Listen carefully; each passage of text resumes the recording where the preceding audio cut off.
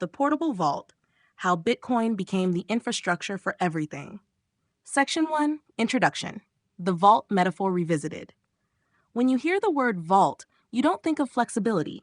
You think of fortress-like stillness, a place where value is locked away and safe from the world. But what if that vault could move? What if it could cross borders invisibly, resist confiscation, and still maintain the same integrity and security? In 2016, then-President Barack Obama warned that strong encryption could effectively give everyone a Swiss bank account in their pocket. The comment was meant to raise concern over privacy technology's impact on law enforcement. But in hindsight, it might have described Bitcoin's inevitable trajectory, not as a threat, but as a tool of sovereignty. Bitcoin began as a static vault, digital gold with no ruler. But over time, it's evolved into something more dynamic, a global infrastructure for programmable value. This is the story of how Bitcoin transformed from a passive store of value into the hardened substrate of a new financial system, one built not on trust but on verification, portability, and composability. Section 2, Phase 1. Bitcoin as digital gold. Bitcoin's earliest value proposition was elegantly simple: 21 million coins. No one can change that. That scarcity, paired with decentralization, created a new kind of money, a trustless store of value. This is what made the digital gold metaphor stick. Like gold, Bitcoin wasn't tied to a central authority. It required no permission, and its supply was immune to inflationary manipulation. But as with gold, limitations quickly emerged. Bitcoin was slow, Bitcoin was volatile, and Bitcoin was not natively suited for complex use cases beyond holding or sending small amounts peer-to-peer. Still, Bitcoin served a psychological and strategic role in portfolios, especially in regions plagued by currency debasement or capital controls. In that sense, it was a vault, but a stationary one. That was Phase 1. Section 3, Phase 2, the base layer emerges. As the Bitcoin network matured, a shift in perspective took hold. Bitcoin isn't just an asset, it's an infrastructure layer. Its proof-of-work security, global distribution, and high assurance of finality gave it unique properties: unforgeable settlement, censorship resistance, clock-like reliability. Think of it like the bedrock, a soil layer. Alone, it doesn't produce crops, but layered on top, it can support an entire financial ecosystem. This realization opened the door to Layer 2 protocols, systems that don't try to replace Bitcoin, but rather build on its security while adding programmability, speed, and asset diversity. From this emerged a new design pattern: use Bitcoin for final settlement, but move assets and state across faster, composable channels built on top. Now the vault didn't just sit still. It could move, adapt, and carry far more than just BTC. Section 4, the rise of Layer 2 protocols. To make Bitcoin more than just a slow-moving asset, developers needed a way to extend its functionality without compromising its core principles. The answer? Layer 2 protocols. Technological layers that operate atop the Bitcoin blockchain while periodically anchoring back to its immutable ledger. These Layer 2s are the key to unlocking Bitcoin's infrastructure for everything future. RGB, which stands for Really Good for Bitcoin, is a protocol designed to issue and transfer smart contract-based assets using Bitcoin as the final settlement layer. It builds on ideas like colored coins, but does so with a far more scalable and private architecture. Assets are client-validated, not validated by every node. It leverages Bitcoin transactions for anchoring asset state changes. It allows for complex, programmable value to circulate without bloating the Bitcoin chain. Imagine tokenizing real-world assets, like real estate deeds, bonds, or equity, and transacting them with Bitcoin-grade security. That's RGB's promise. Another approach is Taproot Assets, originally known as Taro, which allows the issuance of assets directly onto Bitcoin using the Taproot upgrade. These assets can even be routed over the Lightning Network, enabling near-instant, low-cost transactions. This means a dollar-denominated stablecoin could be issued on Bitcoin.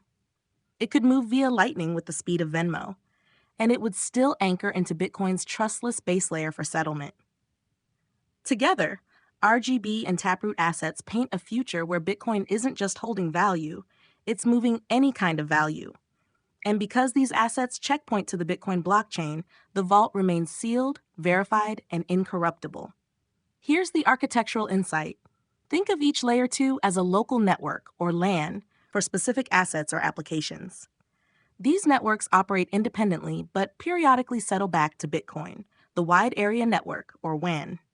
This save-state approach mimics the logic of cloud computing, video game checkpoints, or even distributed version control like Git. The benefit?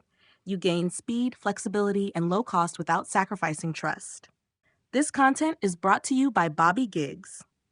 Promote your brand here and reach a wide audience across platforms like YouTube, Instagram, and Facebook. Follow the links in the description to get started. Section 5, the Portable Vault Thesis. Now we return to the metaphor that sparked this exploration. Bitcoin is no longer just a vault. It's a portable vault. This vault can hold BTC but also dollars, gold, equity, bonds, and anything tokenizable. Can move across borders without intermediaries. Can interact with Layer 2 protocols to execute complex contracts or swaps. Can function with privacy, especially as technologies like client-side validation and confidential transactions mature. It flips the financial paradigm on its head. Instead of needing a Swiss bank, you become your own. Instead of relying on trusted intermediaries, you rely on math and time-stamped proof. Instead of the vault staying still, it follows you, secured by keys only you control. In this context, Obama's Swiss bank in your pocket is no longer a risk to be feared. It's a feature of a free and sovereign digital economy. Section 6, Global Implications. Infrastructure for everything. The evolution of Bitcoin from a digital asset into a global financial substrate is no longer theoretical. It's happening in real time. As fiat systems fracture and institutions seek neutral ground for value exchange, Bitcoin's base layer is becoming a new kind of global commons. Stablecoins like USDT and USDC have become the backbone of crypto commerce, but they largely operate on Ethereum, Tron, and Solana, chains that optimize for speed and flexibility, not finality and neutrality.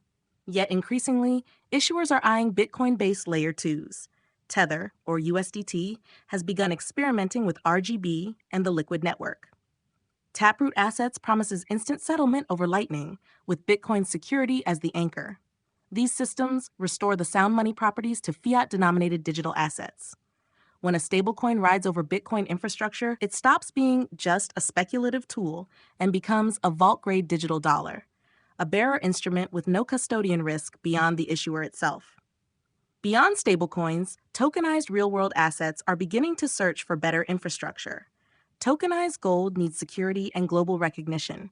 Sovereign bonds need trustless issuance and verifiable ownership. Private credit and tokenized treasuries need composability with stablecoins. Bitcoin Layer 2s offer censorship resistance that other chains lack. Final settlement anchoring, not probabilistic or fork-sensitive states. A global validator set immune to corporate capture or regulatory retooling. This shift reframes Bitcoin not just as a store of value, but as financial gravity, a network so secure, even competing monetary assets want to settle on it. The final frontier of Bitcoin as infrastructure is institutional. Central banks could anchor CBDC issuance receipts to Bitcoin for transparency. Corporations could tokenize treasuries or carbon credits with Bitcoin-backed integrity. Sovereign wealth funds may use Bitcoin Layer 2s to issue programmable, borderless debt. And all of this remains possible without bloating Bitcoin's base chain, because the logic and state can live on Layer 2s, with periodic anchoring for trust. Section 7, Trade-offs, Risks, and the Road Ahead. This vault-native future isn't without its growing pains. Dozens of Layer 2s are emerging, each with its own protocol logic, asset format, and wallet infrastructure. Without standardization, the ecosystem risks balkanization. Users could face fractured UX. Liquidity could fragment. Composability, the holy grail of DeFi, could break down. Protocols like RGB and Taproot Assets offer potential privacy, but the space is still young. Governments are likely to tighten KYC and AML pressures, especially on portable vault-like systems. There's also the risk of protocol ossification. Bitcoin's slow-moving base layer is both its strength and its bottleneck. Any changes to enable better Layer 2 integration require intense scrutiny and consensus. For the average user, managing multiple assets across Layer 2s, syncing checkpoints, and maintaining self-custody remains intimidating. To go mainstream, the portable vault must become invisible in operation, auditable on demand, recoverable without compromise. Only then can the benefits of sovereignty scale beyond early adopters. Section 8. Conclusion. The vault goes global. The vault is no longer a place, it's a protocol. No longer stationary, it's sovereign and portable. No longer for the elite, it's for anyone with a smartphone and a seed phrase. Bitcoin's transformation into infrastructure for everything is not the result of hype or speculation. It's the consequence of design, a system built for trustlessness, resilience, and neutrality. As real-world assets migrate to tokenized form, they seek the strongest foundation available. And time after time, that foundation is proving to be Bitcoin. The portable vault is not just a metaphor, it's an operating system for financial freedom. Whether you're holding BTC, dollars, tokenized gold, or sovereign bonds, the architecture now exists to carry your value across time and space without permission, without borders, and without dependency on fallible institutions. What began as a niche experiment in digital scarcity has become a universal anchor for programmable finance. And the question that remains is not whether Bitcoin becomes the base layer for everything, but how many vaults the world will carry in their pocket when it does.